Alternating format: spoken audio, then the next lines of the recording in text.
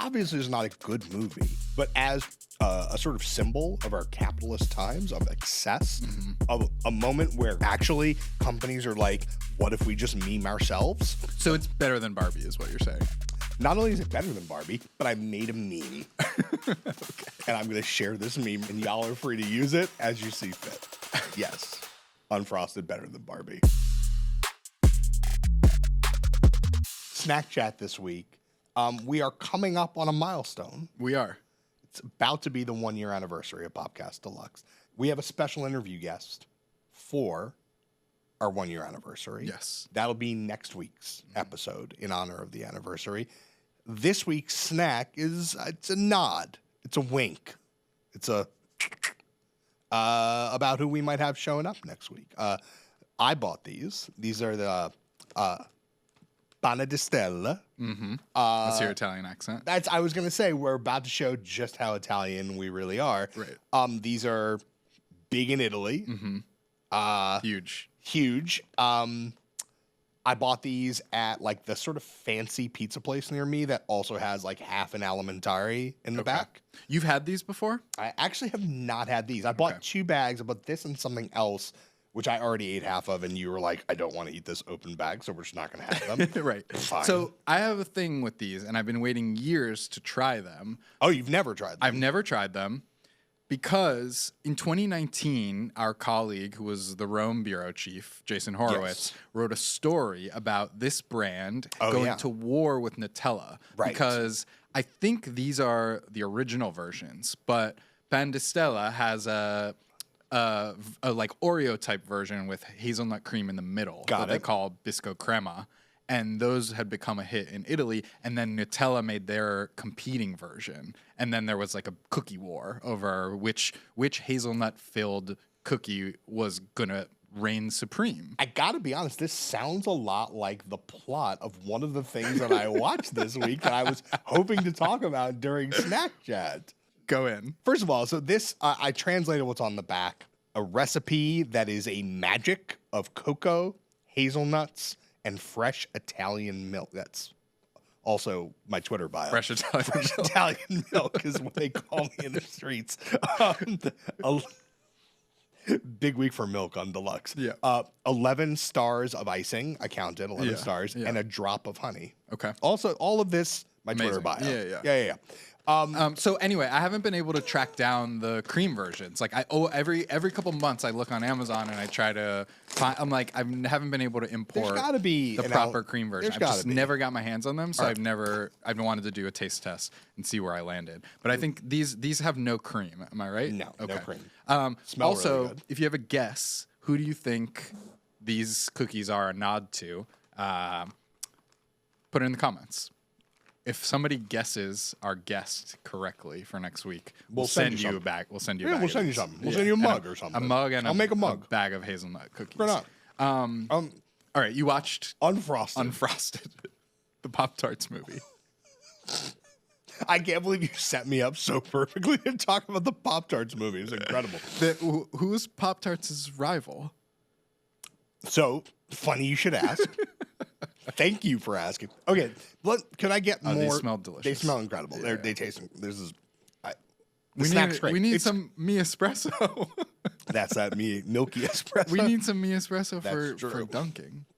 All right. Over the weekend, maybe last weekend, I was at my barber's anniversary event. Lawrence from Throwing Fits was there. We were talking about movies. Lawrence really into movies, like in a serious way, in a way that you might not catch on the show on Throwing Fits. On their podcast, yeah. And he was talking about Unfrosted and how terrible it was. And I was like, I don't know, kind of curious. Like he was talking about it with such vigor about how bad it was or how much he didn't enjoy it. That I was like, sounds like something I should watch. Big Seinfeld guy? No, not at all. I just never got on board. It's another point of disagreement. Dua Lipa and Seinfeld, me and Karen, no Venn diagram overlap. Does Jerry Seinfeld show up in this film, or he's just behind it? Oh, He stars. he's the guy. He stars? He made Pop-Tarts. Right. Or he didn't make it. He marketed. Sure. Oh, so it's like Air. It's like Air, the movie that's about the guys who marketed the product. It is kind of. Yeah. But it's a farce about two companies who are at war with each other, Kellogg's and Post. Which one's a good guy? Nobody. They are stealing trade secrets from each other. They're swiping things from the dumpster to learn about what the other one's doing. Both of them at the same time are working on versions of what would become Pop-Tarts. And they come to market at the same time. Toaster strudels? What the other people Yeah, did? is that the You're asking rival of Pop-Tarts? asking a lot of questions from that this movie cannot sustain. But anyway, I learned a lot from this movie. Yeah. First of all, I looked online. It's not the story's lightly true, but it's not actually true. Like the Flamin' Hot movie. Yes. It's written for the screen. So I Like learned the Amy Winehouse film. Yes. A few things I learned.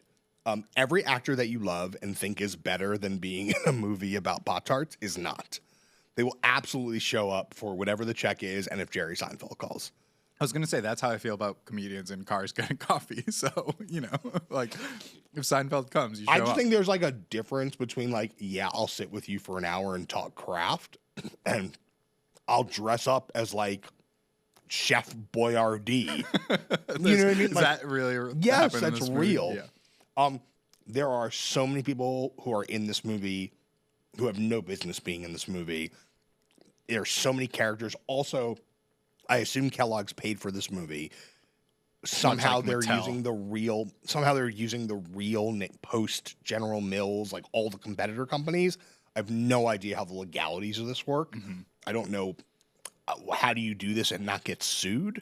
Also, I looked online and it turns out Post was a guy who invented Pop-Tarts, but somehow Kellogg's popularized. Like, I don't know. It sounds unnecessary. It's totally unnecessary, but I will say every minute something in this movie happened that I was like, what in the Lord's name is going on here? Obviously, it's not a good movie, like as art, but as a sort of symbol of our capitalist times, of excess, of a moment where actually companies are like, what if we just meme ourselves? So it's better than Barbie, is what you're saying. Not only is it better than Barbie, but I made a meme. Okay. And I'm going to share this meme right now, and y'all are free to use it as you see fit. Yes, Galaxy Brain meme, Unfrosted better than Barbie. Did you watch the Survivor finale last night? Oh, yeah. Rough season of Survivor. Yes. Up and down. Can I give you my chief complaint? It's not really about the gameplay Banu. itself. It's not. I can't believe Banu was this season. One of the most disgraceful Survivor Real quits rough. of all time. Rough. Really bad. I'm going to buy you one of those Banu knees making t-shirts. Yeah. I'm going to buy you that for Christmas. Well, is that I'm here to make $1 million. I'm here to change Win 1 million hearts. Win 1 million hearts. Much like us. Yeah. No, it's in fact not. It's the choice of the editors and the producers. They mention Taylor Swift so many times in this season of Survivor. Survivor had been on Spawn? almost 25 years now. Spawn? How No. long before Charlie gets brought out on stage at Eras Tour, though? I mean, good for him. He deserves it. Yeah. Because he mentioned her so many times. Survivor's been on forever. Carried through a lot of eras in American culture. Nobody ever mentions popular culture on Survivor. They never include it. It's not part of the show. Because it's meant to exist outside Yeah, of... these people are on an island. We got a Swiftie. This is how big Taylor Swift is. Like, even Survivor is like, like maybe our ratings aren't what they used to. Like they're like, we guess we'll mention Taylor Swift a couple of times. Like it's gonna be a news cycle. Like they do at one point. Charlie and Ben, both of whom made the final 3. Maybe we even mentioned this in an early episode. They name back and forth. They do a contest to keep each other amused. Mentally a sharp. Where Charlie's naming Taylor Swift songs and Ben is naming Metallica songs. And they go for hours, hundreds of songs. 100 plus. I mean, both of those acts have that many songs. But I'm like, it was a cute moment. Fine. There's even like a Taylor Kanye thing early in the season. I'm just like, I don't want to hear. I like Taylor Swift as much as the next time. We talk about Taylor Swift on the show every week. It's not doesn't belong on Survivor. Doesn't belong on Survivor, and to me, it exposes identity crisis within the show. Oh, that's interesting. You don't think it was just sort of like, this is who we drew? No, I mean, because they could edit it out if they wanted to, and it carries all the way to Final Tribal last night, where they say, to their credit, the jury says we don't want to hear Taylor Swift lyrics, we want concise. Imagine how many Taylor Swift lyrics they were information filled answers for who should win. All right, so Kenzie That's won. my take. Kenzie won. My main every time I watch a social player win on Survivor, which happens too much, I think in my heart, if I was on the jury, I would vote strategy. Like, you look at the final three, right? You see Ben just happy to be there. And frankly, not even that happy. Yeah. In indie rock, sort of celeb, indie rock arena, like indie arena rock, sort of like mainstream indie kind of. By the time this episode airs, he will have played at the Mercury Lounge. That's true. We're not going. Not going. Kenzie, Karen's favorite player, obviously, because she looks like she hangs out at library bar. Okay. So Kenzie, the heavily tattooed hairdresser, a pure social player, a couple of victories in key moments, but in essence, and it was the thing that actually really turned me off about Kenzie in the first few episodes, where she just really was recklessly. Sorry, I had to grab the cookies back. She really was recklessly going from person to person and kind of like she was moving reckless in this first few episodes. She fell back. She did. Which is a nice adjustment. I do love when people adjust their game mid-season. Kenzie, and then Charlie, who should have won. The actual strategic champion of the season, rode 2/3 to 3/4 of the season just underneath Maria, but executing moves with Maria, and frankly should have taken more credit for the moves that he executed with Maria. So Charlie, Maria side by side, and then he took out Maria. Executed her execution. Yeah. Like, it took him 2 weeks to do, but got there. And ultimately, the thing that blew my mind is at the final tribal, he didn't say, hey, I love Ben, that's my friend. I love Kenzie, that's my friend. They didn't do a damn thing. He didn't sell his case season. well. I'm the one, I'm the reason half of y'all are up there. Number one, he's too nice. Yeah. It's like, I'm the reason half of y'all are up there. And the reason that the other half of y'all are up there, which is Maria, I'm the reason that Maria's up there. You know who would have said that? Taylor Swift. Real spit. Actually, no, Taylor Swift would have communicated that in a way that everybody would have understood it without her having to overtly say it. Yeah. That Charlie should have stood on business, and he didn't stand on business, and he ended up losing. And you can see in his face, he's a law student, or he's into rigor, he's into order, he's into how things should be. And you saw how crestfallen he was. I don't think he was crestfallen because he lost $1 million. I think he was crestfallen because he lost closing arguments. Yeah. And he only lost by 1 vote. It was very close. He didn't sell his case well, and I said he should have won, but I take it back because I do firmly believe that everybody who wins Survivor deserves to win Survivor. That's what he said. It's like, this is what Charlie said. It's true. What he said during the reunion part of the show. It's true. Like, no matter how bad of a winner you think it is, if you won Survivor, like, that's it. You played the best game. Like, the coolest thing about Survivor is the jury decides, and that's it. There's no objectivity, and you can't be Russell. You can't destroy the field and then also get the votes at the end. But it was interesting to hear Q say last night, my vote was based entirely on who answered the question about what they were going to do with the money the most compellingly. I mean, people's rationale for their votes are always bad. And maybe I'm a bit of a classicist. It's older era of Survivor. But my attitude is, I'm looking at those 3 people, 1 strategic player, 1 social player, 1 GOAT. Mm-hmm. The vote is easy. But I think maybe my takeaway... I think you're selling Kenzie's strategy short, but finish your point. But my takeaway is, it may feel that way as a viewer, but I wonder if the power of the social game, IRL, on the island after 20 some odd days or 30 some odd days, whatever it is, if that is the thing that just looms so large and strategy sort of falls by the wayside. Also, I do think the casting has leaned a lot more into like character based. Sure.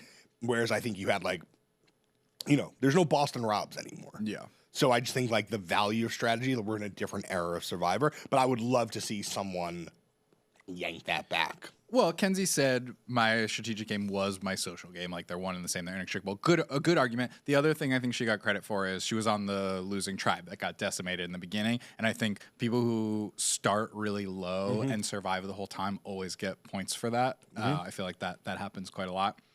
It's funny you mention maybe someone will bring back cutthroat strategy. I don't know if you caught in the preview for next season, John Lovett, former Obama and Hillary Clinton speechwriter, Pod Save America, bro.